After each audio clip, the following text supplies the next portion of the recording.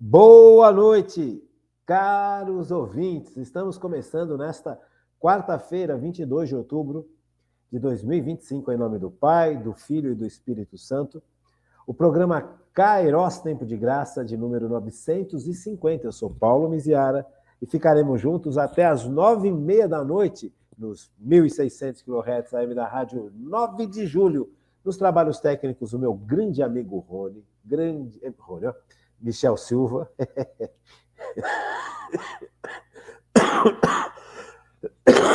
Michel, vamos começar. Vamos voltar.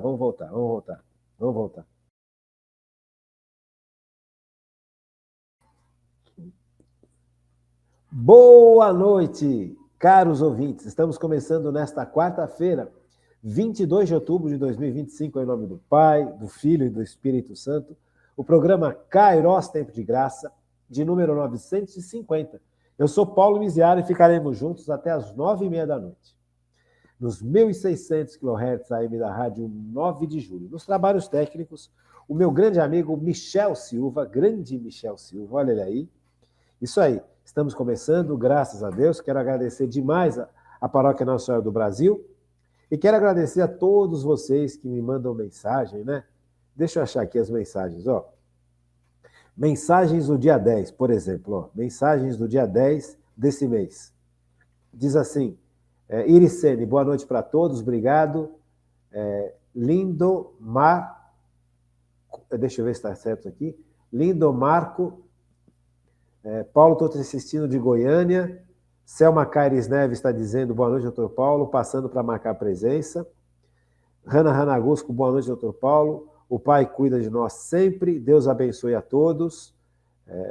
Rui Barbosa Rufino, boa noite, doutor Antônio Paulo Marão Miziara. Abraços do Rui Barbosa. Quem mais? Zé Roosevelt Martos, boa noite, doutor Antônio Miziara. Ontem à noite estávamos no radinho. Abençoado sábado do dia 10. Resposta à sua pergunta sobre o casal. Sempre juntos e reunidos. Abraços. Muito obrigado. Sérgio Gimenez está aqui com a gente também. Muito obrigado.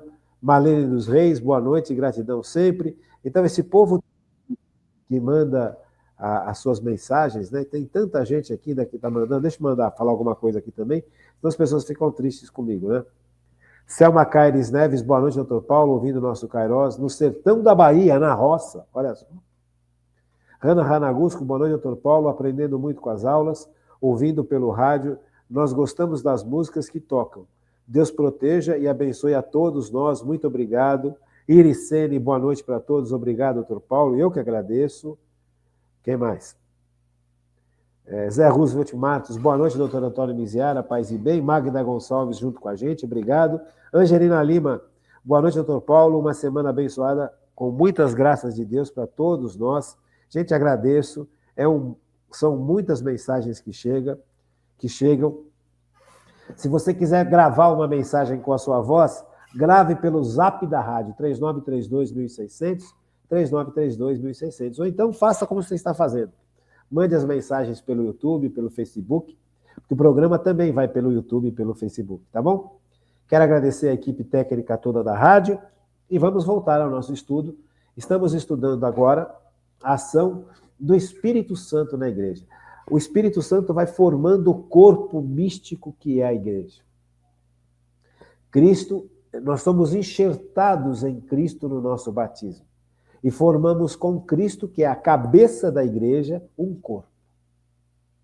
Quem sustenta esse corpo é o poder do Espírito Santo, é a força do Espírito Santo. Então, a igreja como instituição, ela depende da ação do Espírito Santo.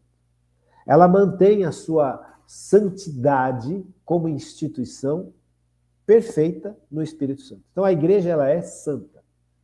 Nós é que, ao fazermos parte dessa igreja, cometemos os pecados. A igreja nunca peca como instituição. Quem peca são as pessoas que estão na igreja. Então, como instituição, a igreja é santíssima. Não pode falar mal da igreja. As pessoas falam mal da igreja e estão cometendo um pecado sério, porque a igreja ela foi querida pelo Pai, instituída pelo Filho e sustentada pelo Espírito Santo. Então, Toda a obra de Deus é perfeita. A igreja, como obra de Deus, é perfeitíssima.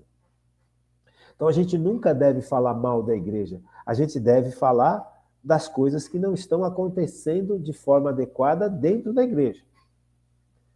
Isso é sério, isso é muito sério, gente. A igreja é santíssima, a igreja não erra, a igreja não peca. Quem peca somos nós. Então, a instituição, ela é santíssima. Então, o ataque que a igreja recebe e vem recebendo ao longo dos séculos é grave por causa disso. Porque a humanidade, movida pela inveja, movida pelo ódio do demônio, ataca a igreja. E a igreja foi instituída por Cristo, e Cristo é Jesus, gente. Cristo é Deus que se faz homem. Então as coisas não são assim. A igreja é sustentada pela força do Espírito Santo. Principalmente nos sacramentos. Quando você pega cada um dos sacramentos e analisa, você vai ver que todos aqueles sacramentos são sustentados pela ação do Espírito Santo. São queridos por Cristo. Cada sacramento foi instituído por Cristo. O próprio Cristo institui. Sabe, quando Cristo celebra a última ceia, antes de morrer na cruz, ele está estabelecendo a Eucaristia. É Cristo quem faz isso. E a Eucaristia acontece pela ação do Espírito Santo. O batismo acontece pela ação do Espírito Santo. Então, veja, toda a igreja funciona graças à ação do Espírito Santo. Como é que a igreja mantém a tradição apostólica íntegra? O que é a tradição apostólica íntegra? Quando os apóstolos começaram a ensinar, depois que Jesus mandou que eles fossem ensinar e batizar, como nós vimos ontem em Mateus 28, eles ensinavam aquilo que Jesus ensinou para eles. Não tinha livro. Então, o que eles viveram com Jesus, eles ensinavam. Lá pelo século 100, cento e pouco, eles começam a escrever cartas e livros sobre algo do ensinamento de Jesus. Mas o começo do ensino da igreja não tinha livros, era tudo oral. Então, essa tradição oral chegou até nós, o que os apóstolos ensinavam, nós aprendemos, porque foi vindo de geração em geração. Quem manteve essa tradição oral, esse ensino que os apóstolos faziam sem livros, sem anotações, sem apontamentos, de forma íntegra, sem se perder ou sem perder o correto dessa formação. Se manteve íntegro ao longo de 2000 anos. É o poder do Espírito Santo. Os nossos irmãos protestantes não acreditam que o Espírito Santo haja na tradição apostólica. Eles acreditam que só age o Espírito Santo na palavra que é escrita. Mas a palavra escrita vem da tradição que é oral. Então, é sem sentido essa ideia deles. Porque, da mesma forma que a palavra de Deus é inspirada por Deus, pelo poder do Espírito Santo, a palavra escrita, a palavra oral também é inspirada pelo Espírito Santo. E também foi mantida íntegra ao longo desses séculos todos, da mesma forma que a palavra escrita, graças à ação do Espírito Santo. Então, é importantíssimo que a gente compreenda essas realidades e é importantíssimo que a gente entenda isso. Então, quando você pega o Catecismo da Igreja Católica, que nós estamos estudando há 5 anos, praticamente, veja, nós estudamos coisas que os apóstolos ensinaram. Nós falamos coisas que os apóstolos falaram. Como é que chegou até nós de forma íntegra, sem se desvirtuar, sem conter erro? Tem aquele dito popular, né? Quem conta um conto, aumenta um ponto. Como que isso não acontece com o ensino da igreja? Porque é inspirado pelo Espírito Santo.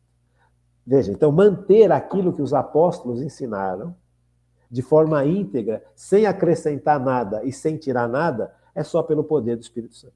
Então, hoje nós podemos pegar a palavra de Deus e interpretar a palavra de Deus graças à ação do Espírito Santo. Porque foi o Espírito Santo quem inspirou aqueles autores a escreverem esses livros, a pegar uma parte daquela tradição oral que chegou até eles e colocasse no papel. Então, veja, tanto o fato de estar escrito quanto o fato de ouvir, os dois estavam sob a ação do Espírito Santo. Então, essa ação do Espírito Santo, ela é importantíssima. Quem que dá autoridade para o Papa? É Cristo.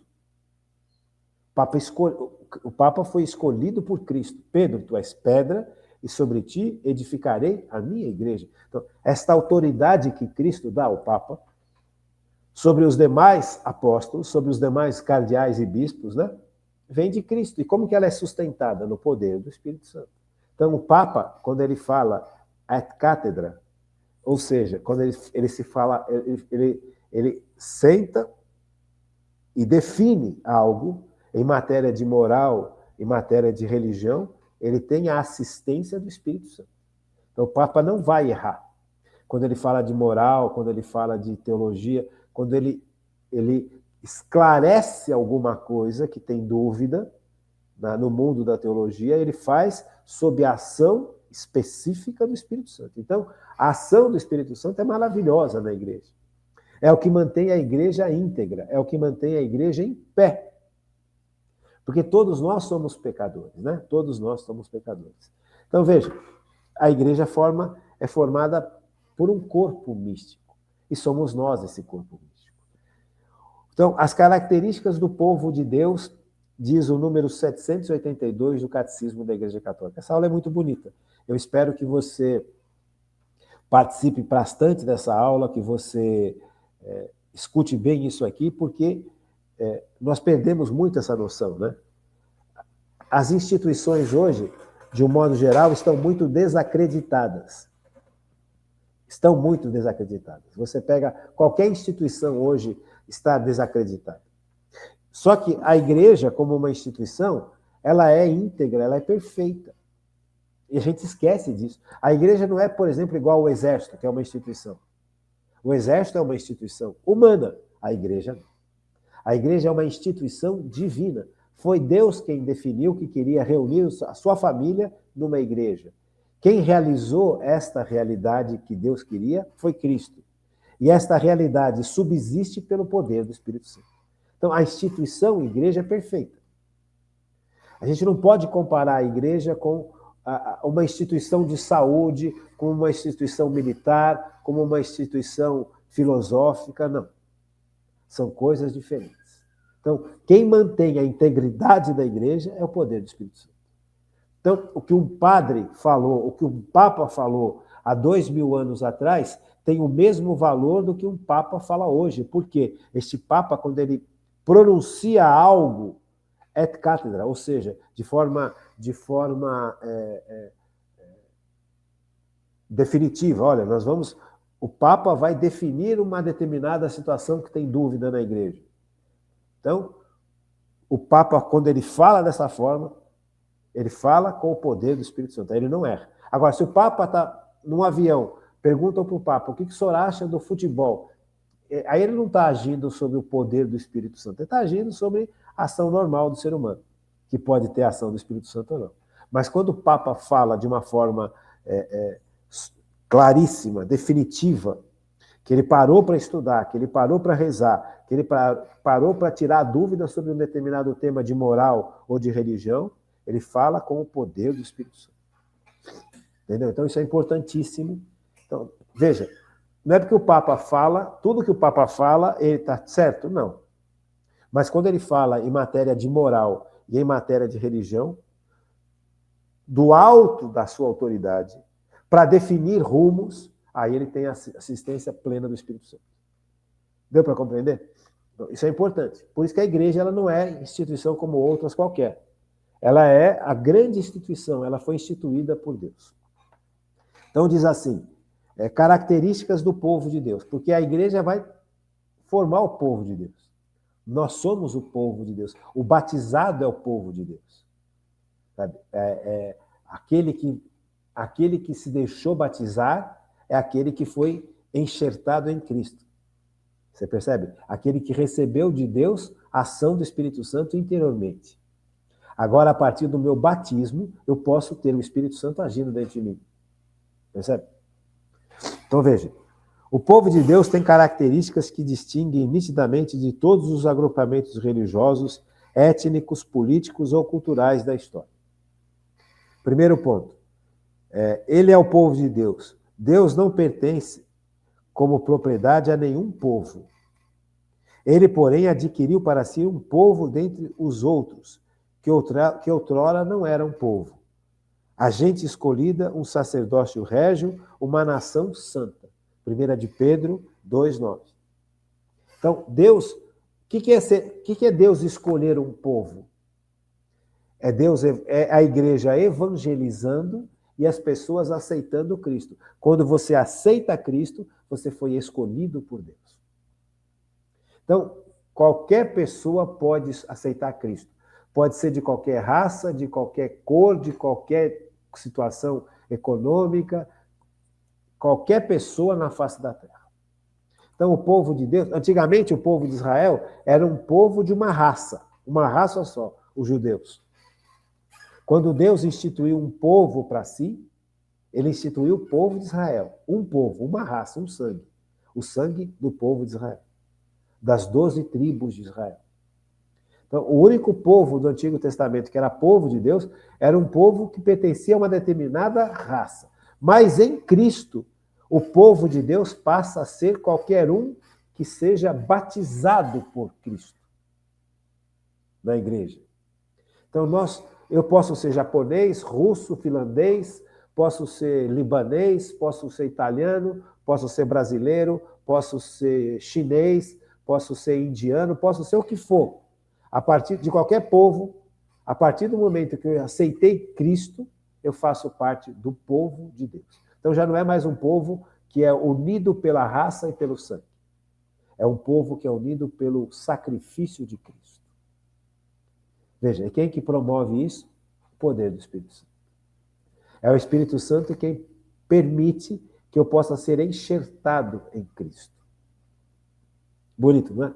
Bonito e importante, muito importante. Essa mudança é uma mudança, é a nova lei, né? Essa é a grande novidade que Cristo traz. Já não é mais um povo de uma determinada raça. Então não é um povo que vem de herança, é uma escolha. Não é mais resultado de herança. Então eu nasci judeu, então eu sou filho de Deus. Agora não. Eu preciso aceitar Cristo. Tá bom? A pessoa torna-se membro deste povo não pelo nascimento físico, mas pelo nascimento do alto. Olha como isso é importante. Da água e do Espírito. Isto é, pela fé em Cristo e pelo batismo. Importante vos é nascer de novo, diz Jesus a Nicodemos. Mas como é que eu vou nascer de novo? Eu vou voltar para o seio da minha mãe? Como velho eu vou nascer de novo? Veja, você não está entendendo, Nicodemos. Você é doutor nessas coisas e não está entendendo, Nicodemos. Nascer de novo é ser batizado. É morrer para o pecado em Cristo, porque quando nós somos batizados, nós morremos. Morremos para a criatura que está presa ao pecado e nascemos para Cristo. É um novo nascimento, é nascer de novo. A única possibilidade de nascer de novo é sermos batizados, porque morremos para o pecado e nascemos para Cristo. Recebemos um organismo novo, sobrenatural. Isso é importantíssimo, gente. Eu não sei se a gente tem noção da grandeza que é o batismo. Porque você deixa de ser uma simples criatura de Deus e passa a ser filho ou filha de Deus. Gente, Deus é puro espírito. Nós somos corpo e alma espiritual. Então, para eu deixar de ser uma simples criatura e passar a ser filho de Deus, veja, filho, herdeiro de Cristo, com Cristo. Só por Cristo que eu posso passar por isso. Então, eu nasci de novo, eu recebi uma nova vida, é uma nova situação, é uma nova existência, como filho de Deus. E você, mulher, como filha de Deus. Então, aqui você tem um upgrade, você recebeu algo de Deus que é impossível para a humanidade. Só Deus pode te fazer filho dele. E ele o faz em Cristo. No poder do Espírito Santo. Você vai nascer de novo, na água e no Espírito.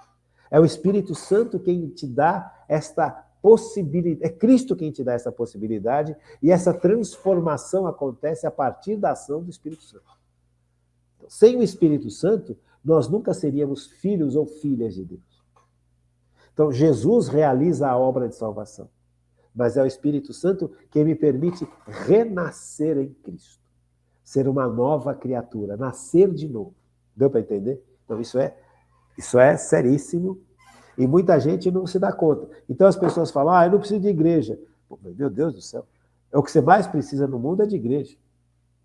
As pessoas esquecem desse detalhe, né? O que a gente mais precisa no mundo é igreja. Não precisa de igreja para nada. Meu querido, minha querida, você precisa de igreja para tudo. Se você não estiver sob a ação de Cristo sacramental, você não nasceu de novo. Se você não recebeu o batismo, você não nasceu de novo. Você continua uma criatura de Deus, mas pecadora. Agora, com o batismo, você tem a possibilidade de não mais viver sob o pecado. Você morreu para o pecado e nasceu de novo. Isso é seríssimo, gente. Então, quando a pessoa fala, eu não preciso de igreja para nada, eu rezo em casa, a pessoa não tem a menor noção do absurdo que está falando. A igreja, ela não é uma opção, no sentido, eu posso ficar com a igreja ou não. Não tem essa opção. Cristo resolveu, depois da sua ressurreição, continuar agindo no mundo, levando a sua salvação através da igreja. Por isso a importância básica de evangelizar.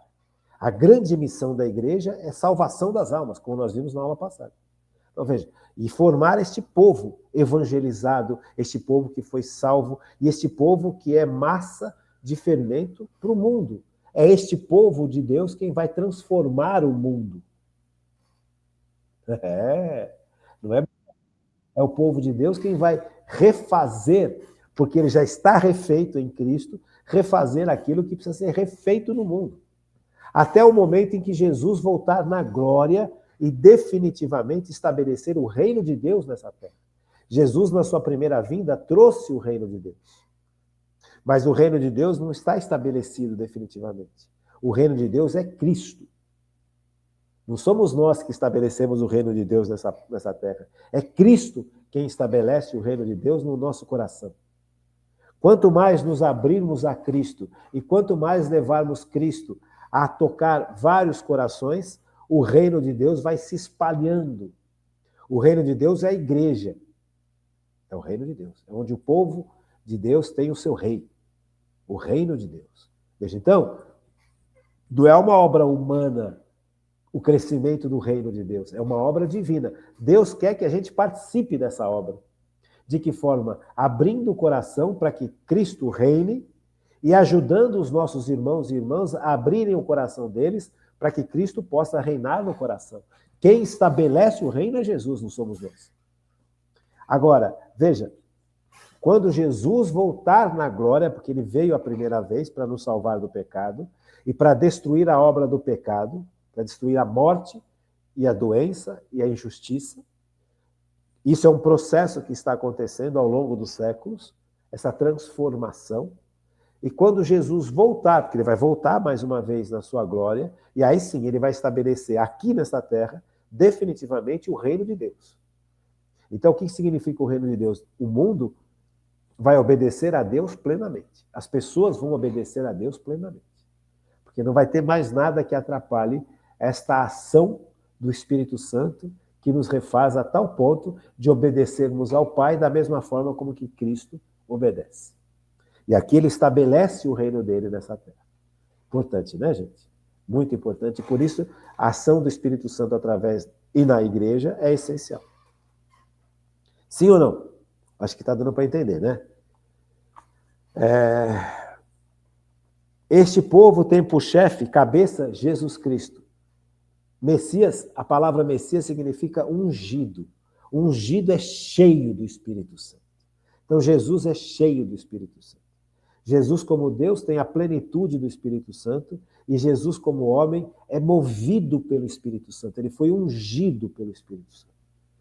Jesus, nessa terra, agiu plenamente de acordo com a vontade do Pai, como homem, porque ele estava totalmente voltado para a ação do Espírito Santo. É o Espírito Santo quem dirige Jesus nesse mundo. É o Espírito Santo quem dá força para Jesus, inclusive, suportar a cruz. E suportar tudo o que ele passou antes da cruz.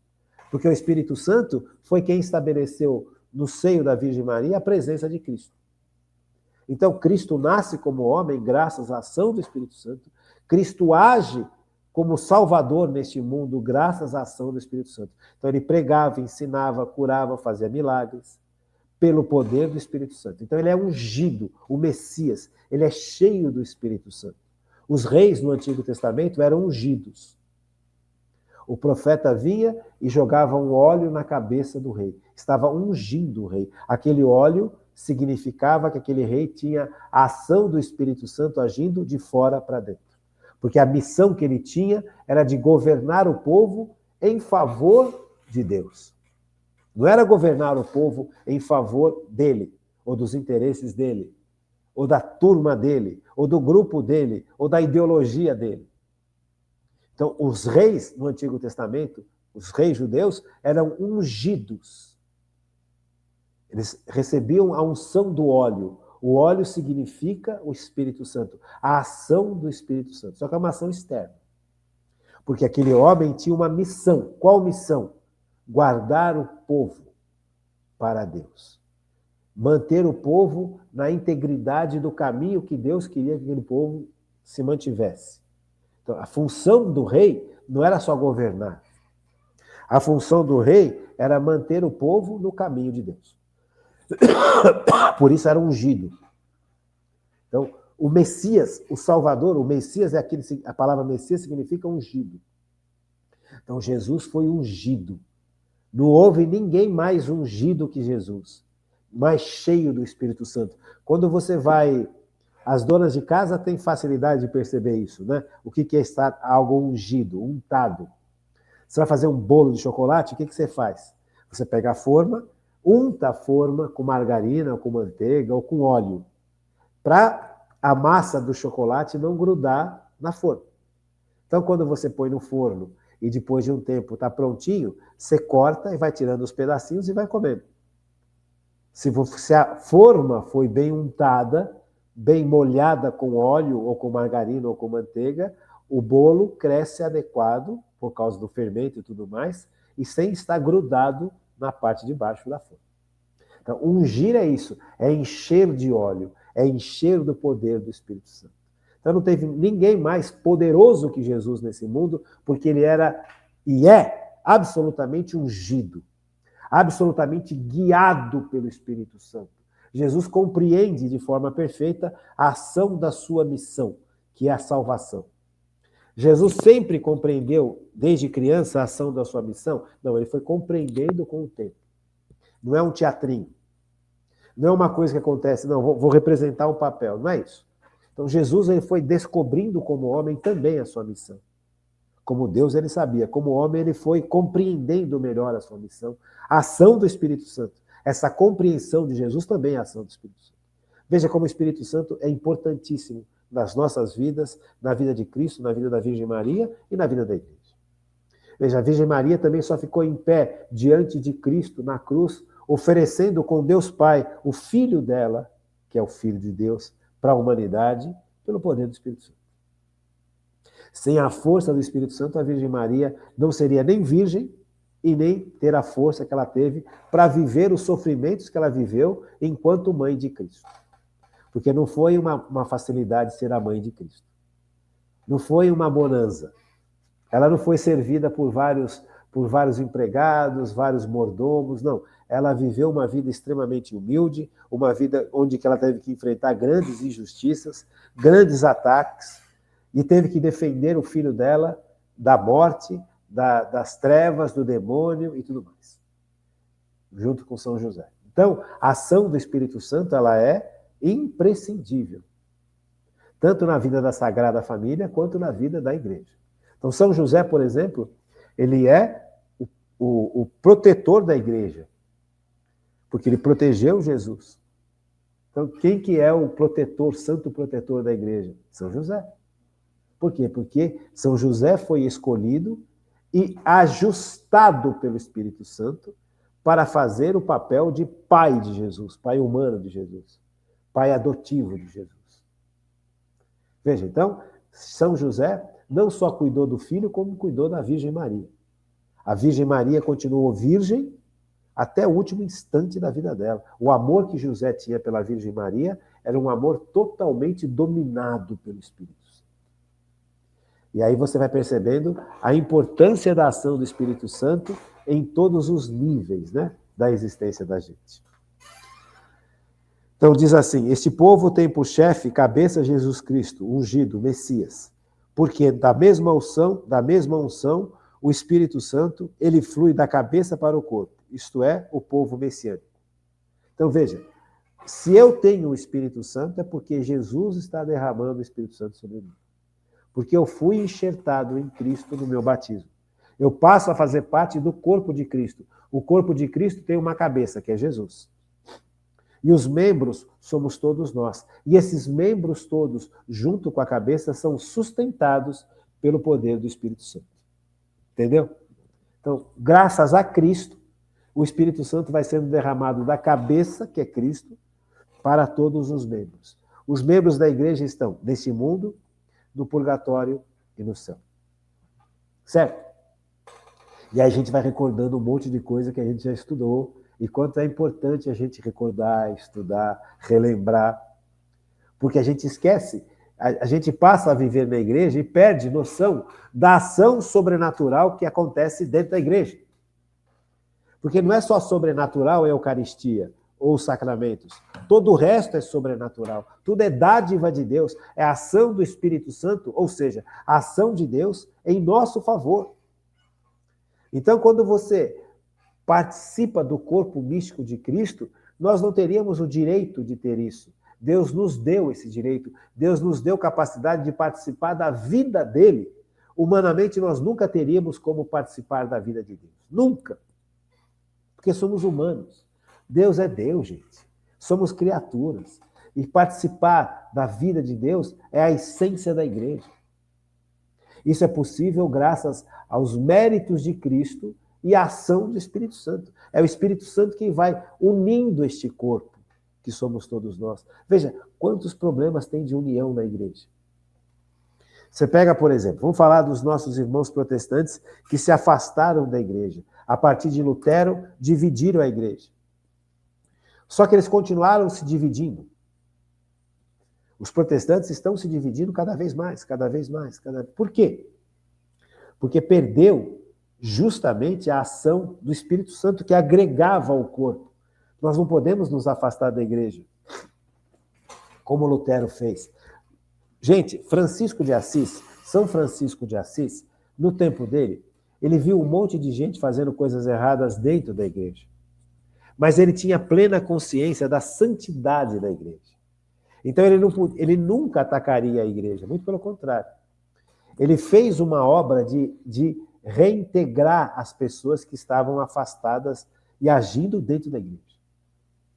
Bispos, padres, tinham se afastado. Só que Francisco, ele não criou uma igreja nova por causa do erro das pessoas, porque ele sabe que a igreja é santa. A igreja é perfeita, a igreja não tem culpa que os seus filhos estão se afastando da ação do Espírito Santo. O Espírito Santo não impõe nada. O Espírito Santo não põe um negócio na cabeça da gente aqui para obrigar ninguém. Ele vai seduzindo o ser humano por dentro, por amor.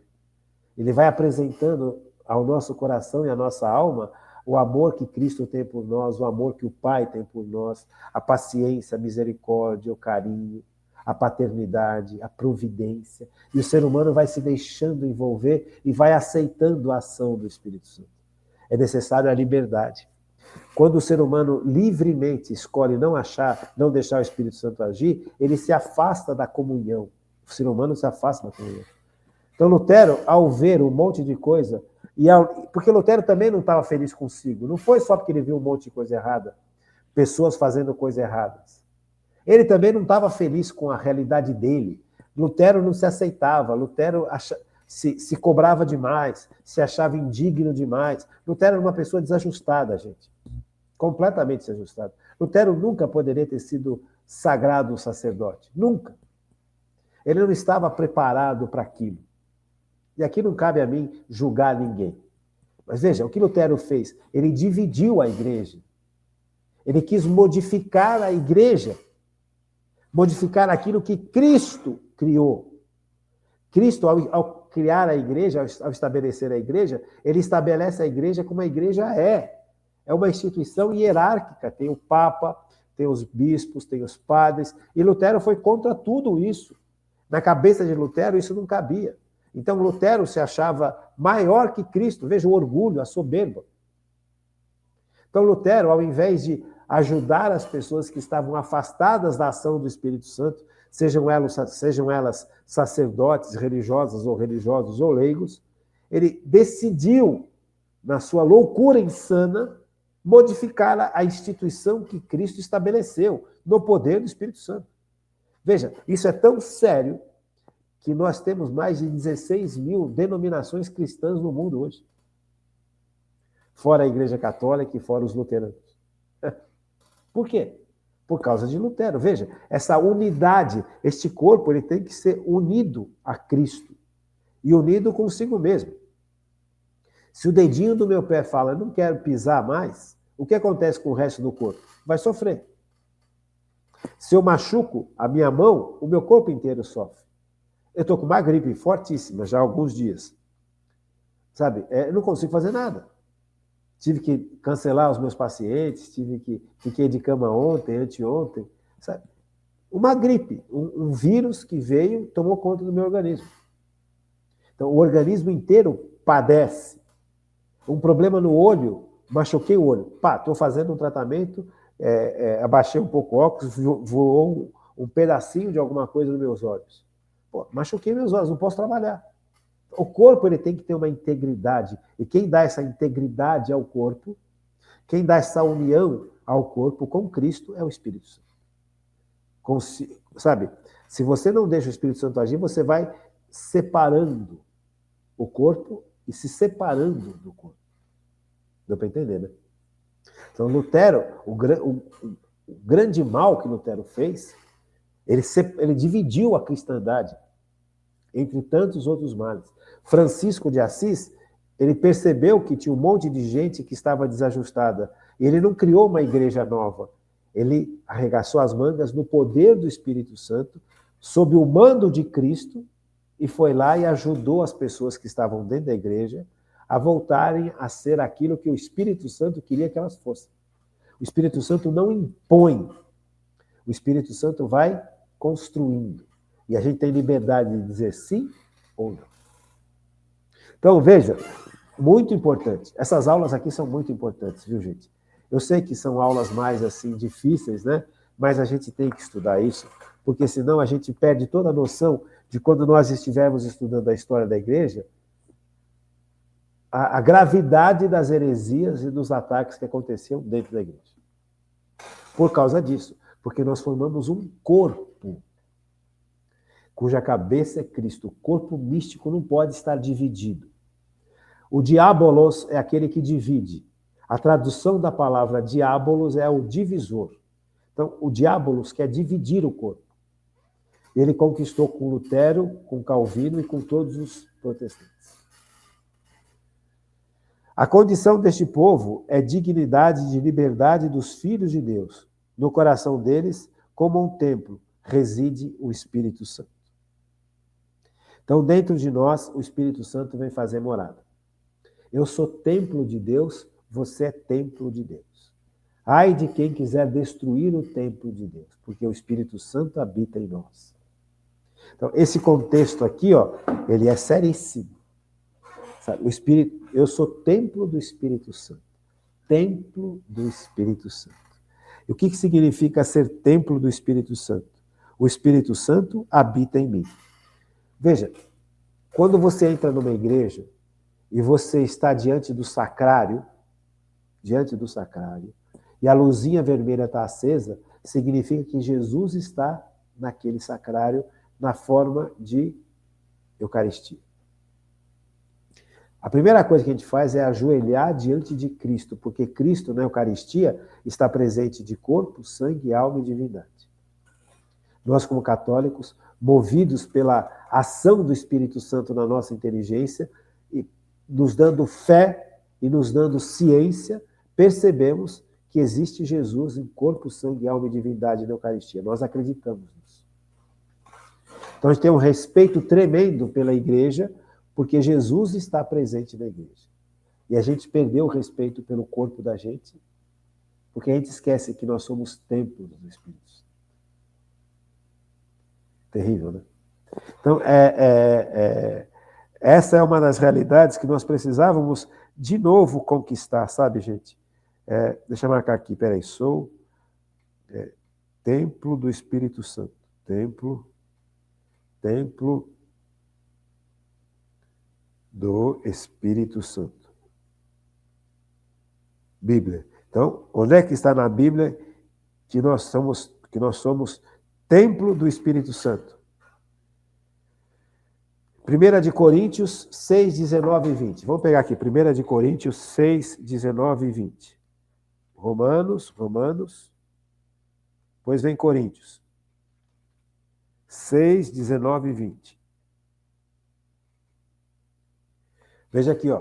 Olha como é importante. Ou não sabeis que o vosso corpo é templo do Espírito Santo? É São Paulo que está nos explicando isso. Ou não sabeis que o vosso corpo é templo do Espírito Santo, que habita em vós, o qual recebeste de Deus, e que por isso mesmo já não vos pertenceis? Porque fostes comprado por um grande preço. Glorificai a Deus, pois, no vosso corpo. Então, quando você escuta essa barbaridade que as pessoas falam, meu corpo, minhas regras. Um monte de feminista fala isso hoje. Isso é um absurdo. Porque nosso corpo pertence a Deus, não pertence a gente. O meu corpo não pertence a mim. O meu corpo pertence a quem me criou, a Deus. E além do mais, o Espírito Santo vem fazer morada dentro de mim. Então, o meu corpo também se torna templo da presença de Deus. Então, eu não posso fazer o que eu quiser com o meu corpo. Eu não posso usar o meu corpo para viver só pelo prazer, pelo comodismo, pela sexualidade desregrada. O meu corpo não me pertence, o meu corpo pertence a Deus. Jesus é o Senhor do meu corpo e dentro de mim habita o Espírito Santo. Então eu deveria ter uma relação com o meu corpo de muita santidade. A mesma dignidade que tem Jesus na Eucaristia significa que o meu corpo também tem o Espírito Santo, que é Deus do mesmo jeito. E aí? Vamos ler de novo? Ou não sabeis que o vosso corpo é templo do Espírito Santo, que habita em vós, o qual recebeste de Deus, e que por isso mesmo já não vos pertenceis?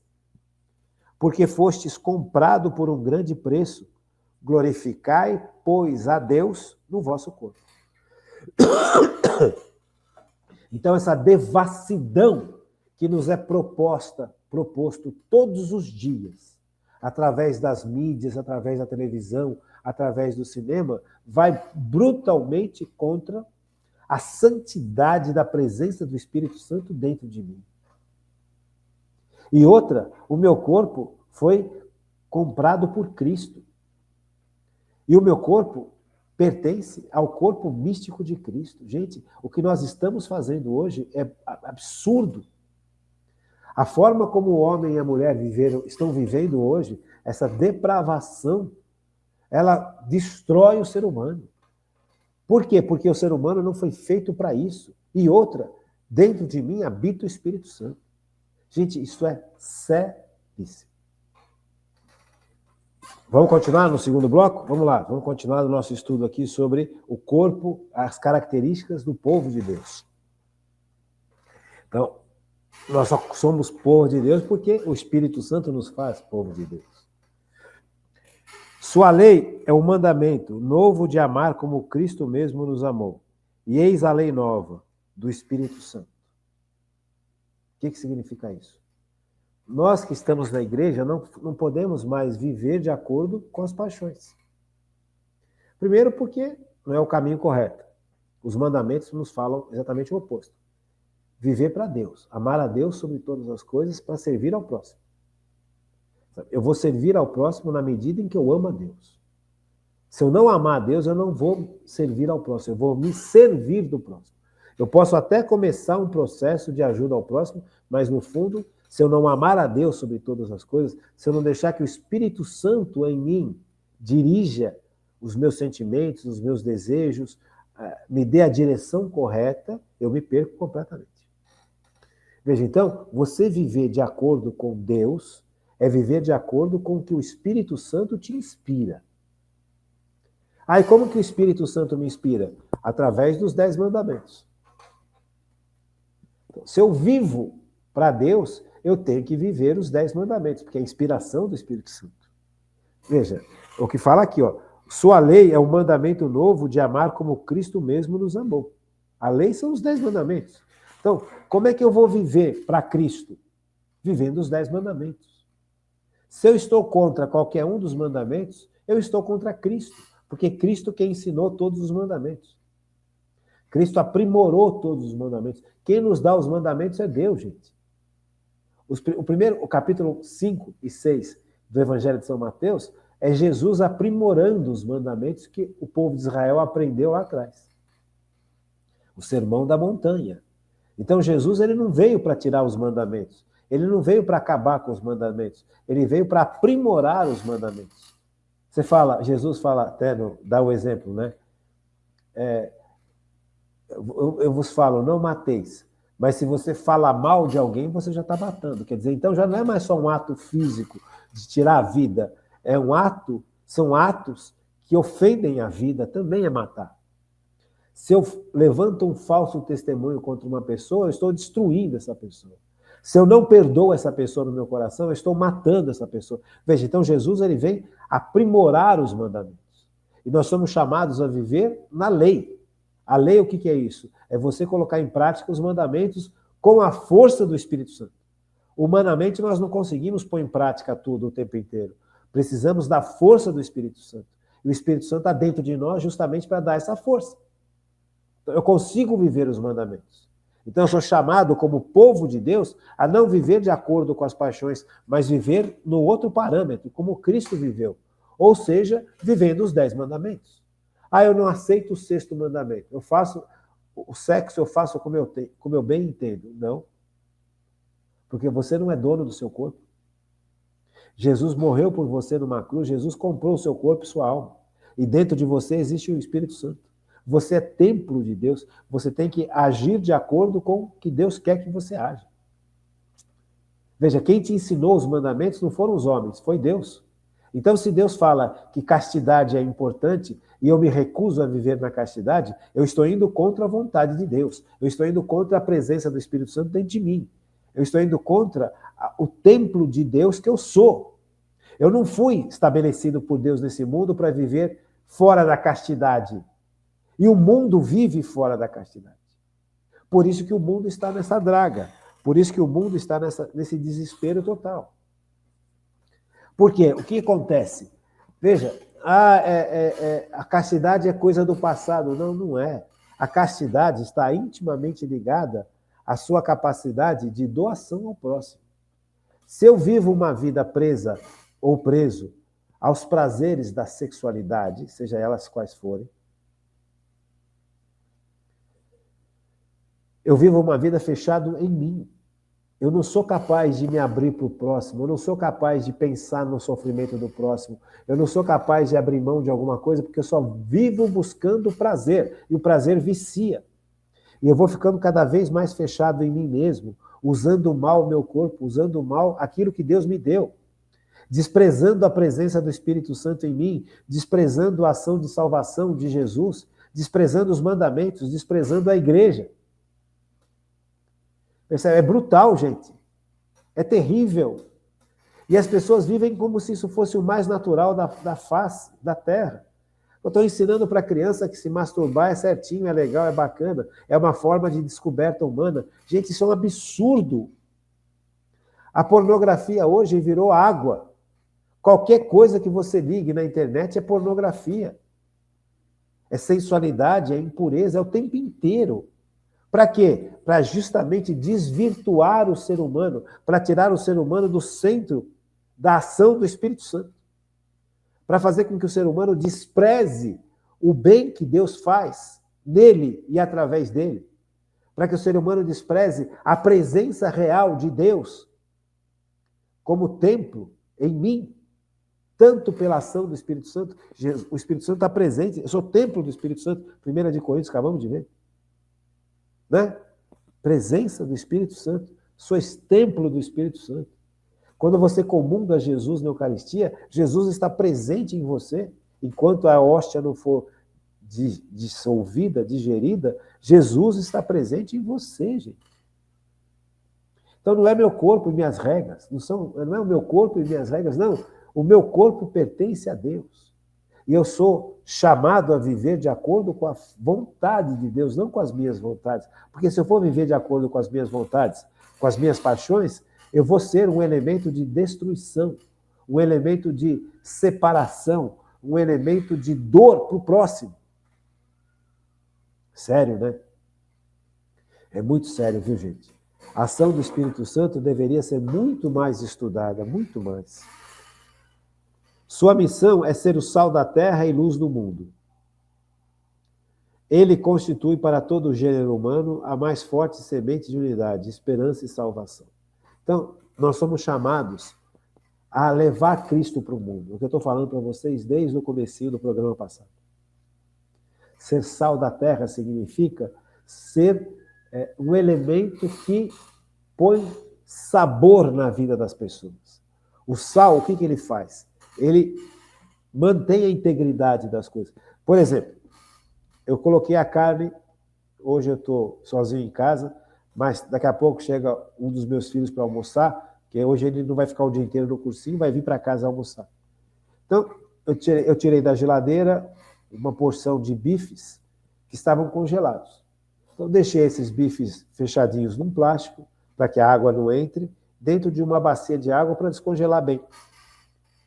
Aí agora vou pegar esse bife, depois que eu terminar aqui o nosso estudo, eu vou pegar esses bifes, vou limpar bem e vou salgar o bife. Porque o sal mantém a integridade do bife, da carne. Então, uma das funções do sal é manter a integridade, não deixar que aquela carne estrague. O sal tem esse poder. Veja, então o sal também tem o poder de dar sabor às coisas. Não só manter a integridade, como dar sabor às coisas. E nós somos chamados a sermos sal para o mundo. Essa é a missão de todo cristão. Ser sal para o mundo. Veja, nós estamos diante de um mundo que está, desculpa o termo, apodrecendo. Porque vive na impureza, vive na malícia, vive na corrupção, vive no dolo, vive no medo, na tristeza, na angústia. Veja, o povo está apodrecendo. Porque nós não estamos levando o sal de Cristo para essas pessoas. Gente. Isso é seríssimo. Sabe, um dia nós seremos todos julgados do que fizemos e do que deixamos de fazer. Veja, numa época como essa, em que nós somos chamados a ser sal para o mundo, onde o mundo está apodrecendo porque não tem sal, ninguém leva sal para essa gente, ninguém leva Cristo para essa gente. E quando leva de forma errada, leva com más intenções, leva de forma distorcida. Cristo não é um bom Papai Noel, Cristo é o Senhor e Salvador.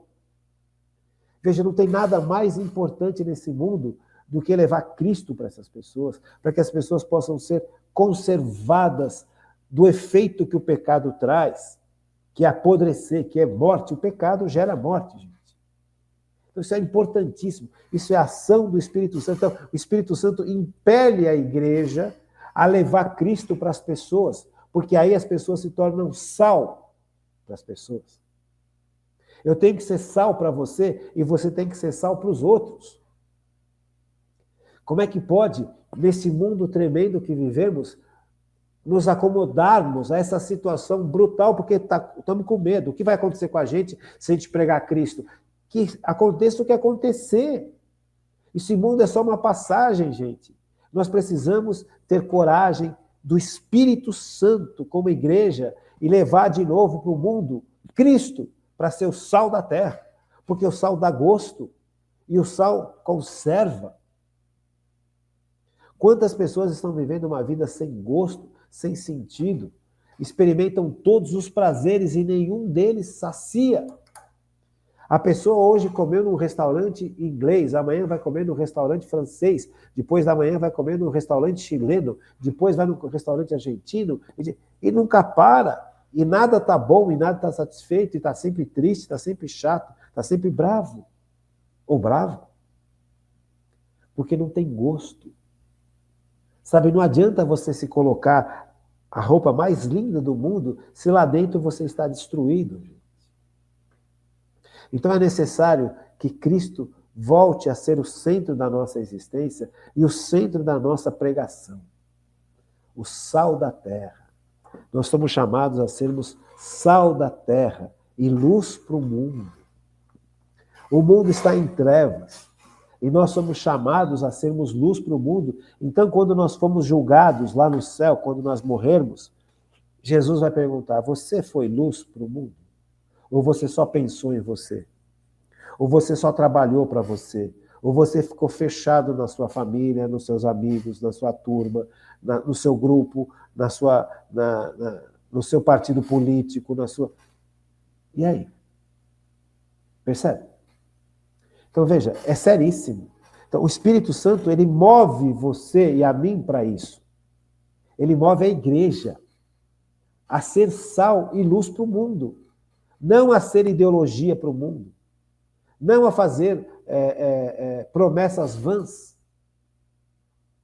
Vamos acabar com a tristeza, com a fome, com a miséria. Não vai acabar, porque o que causa fome, miséria e tristeza é o pecado. Enquanto houver pecado neste mundo, haverá fome, miséria e tristeza. O que a gente pode fazer é atacar o pecado, é a raiz do problema. Quanto mais a gente ataca o pecado, sendo sal e luz para o mundo, mais Cristo tem como agir no coração das pessoas e ir realizando este processo. Então, não acreditem em quem fala que vai acabar com a pobreza, que vai acabar com a miséria, que vai... É o ideal fazer isso, mas não vai acabar. Então, não é por causa disso que eu não vou lutar contra. Não é por causa disso que eu vou abrir mão de ajudar o próximo. Não é por causa disso que eu vou abrir mão de minimizar o sofrimento do próximo. Mas agora acreditar que vai acabar com a miséria, com a pobreza e com a fome, não vai acabar. Enquanto houver pecado, há miséria, pobreza e morte, e injustiça. Por isso é necessário que sejamos sal e luz para o mundo. Só no poder do Espírito Santo e só através da igreja. Sozinho nós não conseguimos. Nós precisamos agir como o corpo de Cristo. Como o povo de Deus. O povo de Deus é o batizado. É aquele que entendeu que as injustiças só serão minimizadas neste mundo enquanto Cristo não voltar, pela ação que o Espírito Santo exerce na igreja e dentro de cada um de nós. Isto é seríssimo. Para terminar, sua meta é o reino de Deus, iniciado na terra por Deus mesmo, reino a ser estendido mais e mais, até que, no fim dos tempos, seja consumado pelo próprio Deus. Acabei de falar para vocês. Então, veja, Jesus trouxe o reino, só que o reino ainda não está disseminado. O reino de Deus acontece no céu, né? Pai nosso que estais no céu, santificado seja o vosso nome. Venha a nós o vosso reino. Seja feita a vossa vontade, assim na terra como no céu. No céu, a vontade de Deus acontece de forma plena. Na terra, ainda não. A vontade de Deus vai acontecer de forma plena na terra quando o reino de Deus estiver estabelecido definitivamente com a segunda volta gloriosa de Cristo. Até lá, cabe a nós sermos sal e luz para o mundo, porque o reino, quem faz crescer é Deus, não é a humanidade. Então eu preciso deixar que Deus haja em mim e através de mim. Na medida em que eu permito que Deus haja através de mim e em mim, ao meu redor, o reino está sendo estabelecido. Porque é Jesus quem estabelece o reino do Pai. E esse estabelecimento acontece pelo poder do Espírito Santo. Porque é no poder do Espírito Santo que eu percebo o quanto eu preciso ser curado, o quanto eu preciso ser perdoado, o quanto eu preciso ser santificado. E me abrir ao perdão, à cura e à santificação. E assim, sendo cada vez mais dominado pelo Espírito Santo, a viver como Cristo viveu, agir como Cristo agiu nesse mundo. E aí sim, o reino vai crescer. Vai crescer até o ponto em que Jesus voltar na glória. Tanto é que Jesus pergunta que quando ele voltar, ele vai encontrar fé no mundo? Grande pergunta, né? Hoje nós vivemos um tempo de profunda apostasia. O que é apostasia? Afastamento da igreja. Afastamento de Cristo. Apostatou, negou Cristo, afastou-se de Cristo, afastou-se da igreja. Então, mais do que nunca, você e eu precisamos ser mensageiros desse Cristo. Precisamos levar as pessoas de volta para o seio da igreja, de volta para os sacramentos, porque é assim que nós vamos crescendo em Cristo. É assim que nós vamos permitindo a ação do Espírito Santo, porque a ação do Espírito Santo interiormente chega até nós pelos sacramentos da Igreja Católica. Então, o meu maior dever neste mundo é viver em Cristo, por Cristo e para Cristo, na igreja. Isso é possível graças à ação do Espírito Santo. Então, eu queria terminar o programa de hoje suplicando ao Pai que Ele derrame sobre todos nós a ação santificadora do Espírito Santo. Que nós podemos nos deixar moldar e guiar pela ação interior do Espírito Santo. Que Jesus, eu peço ao Pai, em nome de Jesus, que o Espírito Santo seja o capitão da minha vida, aquele que dirija a minha vida, aquele que me faz viver na igreja com a igreja, aquele que me faz amar a igreja, porque é o Espírito Santo quem sustenta a Santa Igreja Católica, Apostólica e Romana. E a igreja ela só é católica, apostólica e santa por causa do Espírito Santo. E agora, terminando esse programa, eu peço a intercessão da Virgem Maria, a nossa querida Mamãe do Céu, a Mãe da Igreja e a Mãe de Cristo, que ela possa nos acolher debaixo do seu manto protetor, nesses tempos tão duros, tão distantes da Igreja, tão odiosos à Igreja, tão indiferentes ao sofrimento dos seres humanos. Que a Virgem Maria, nossa Mãe e a Mãe da Igreja, tome conta da vida de cada um de nós, pelos méritos de Cristo, no poder do Espírito Santo, para a honra de Deus Pai. Amém. Fiquem com Deus. Uma boa noite, gente. E até amanhã, se Deus quiser.